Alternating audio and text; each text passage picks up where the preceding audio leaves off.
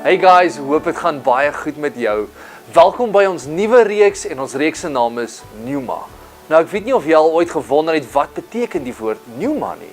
Nou Pneuma is 'n Griekse woord en die woord beskryf eintlik die Heilige Gees. Nou Pneuma beteken letterlik gees of dit beteken asem of dit verwys na die wind. En ek dink is nogal 'n goeie beskrywing vir die Heilige Gees, want hy is baie van die keer soos die wind of soos 'n asem. Jesus kom op 'n ander gedeelte in Johannes 14:26 en hy gee nog 'n woord om die Heilige Gees te beskryf. Hy sê dat hy weg sou gaan, maar dat hy die Parakleet sou stuur as helper vir ons wat met ons sou wees.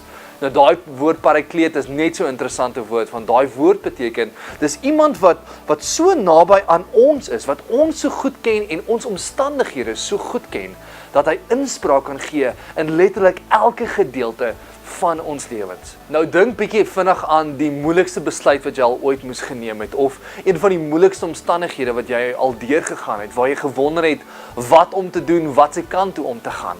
Nou die Parakleet, die Heilige Gees, per definisie beteken iemand wat so naby dan aan jou is, wat in daai omstandighede vir jou die uitweg sou kon gewys het, of die regte antwoord, die wyse antwoord, en hoe jy moet optree. Nou hierdie week wil ek stil staan by 2 vrae, en ek sal 'n bietjie journey rondom 2 vrae oor die Heilige Gees. Eerste vraag, baie eenvoudig is, wie is die Heilige Gees? Nou, net daai vraag, ek weet, daar so baie gedagtes, of daar so baie antwoorde wat ons as tieners het rondom wie ons dink die Heilige Gees is. Maar ek dink die beter vraag is om te vra is, wat sê die woord? Wat sê die Bybel oor die Heilige Gees? Ek wil jou sommer vra, ons gaan vir jou vandag 'n paar versies gee, en ek wil jou uitdaag om jou daai versies sommer in jou stilte tyd te vat, jou Bybel oop te maak en daai goeders te gaan bestudeer en die vraag te beantwoord, wie is die Heilige Gees? So blaai gaan saam met my in jou Bybel na die volgende skrifte, dan kyk ons gou 'n bietjie, wie is die Heilige Gees?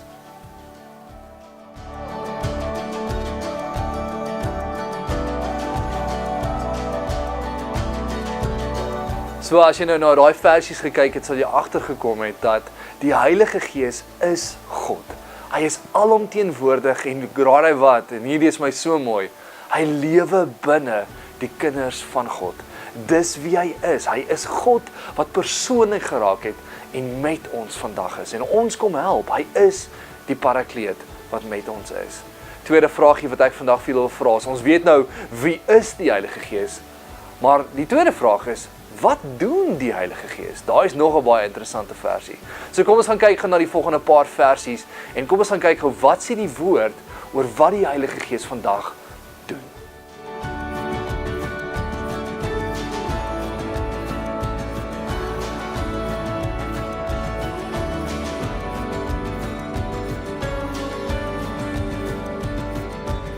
As ons gaan kyk na die versies wat julle nou net gelees het, gaan julle agterkom, maar die Heilige Gees het eintlik 'n verskriklike groot rol vandag. Hy is die een wat ons kom herinner aan alles wat Jesus gesê het. Dink bietjie oor, hy is die een wat die proses van heiligmaking in ons begin. Nou, heiligmaking eenvoudig is dat ons meer en meer soos Jesus of soos God sal lyk. In ons karakter, hoe ons optree, hoe ons met mense omgaan, in daai hele pakkie. Hy is die ene wat ons maak soos Jesus Christus. As mens vinnig gaan kyk na Galasiërs 5, en ons ken hierdie as die vrug van die Gees, en ek dink, as ons vinnig hieroor praat, dan kom ek agter, ons redeneer baie van die keer, ons lees hierdie goeders, dan voel ons so skuldig, want, ja, ek het nie genoeg liefde in my nie, of ek het nie genoeg vreugde in my nie, en dan wat ons gewoonheid doen is ons sê vir onsself, kom aan, ons moet meer liefde wys, of ons moet meer vreugde in ons het, of ons moet meer geduld hê. En ek dink, dis eintlik die verkeerde manier om na die vrug van die Gees te kyk. Jy sien, net soos wat 'n boom nie sukkel om vrug te dra, as dit nou natuurlik 'n vrugteboom is nie, so moet ek en jy nie sukkel om die vrug van die Gees te dra nie. Maar die punt is, dit kom nie uit ons krag uit nie. Dit is juist die Heilige Gees in ons wat hierdie ding doen.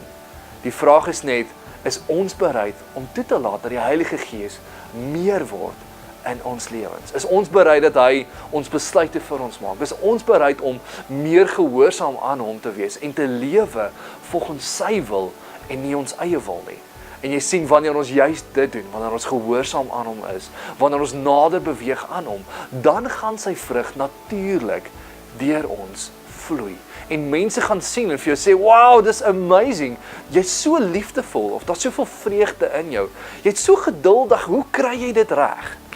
Wel, die antwoord is, die Gees binne my doen dit. En al wat ek doen is, ek is gehoorsaam aan hom. En die laaste versie wat ek met julle wil deel, is daai laaste versie, Handelinge 1 vers 8.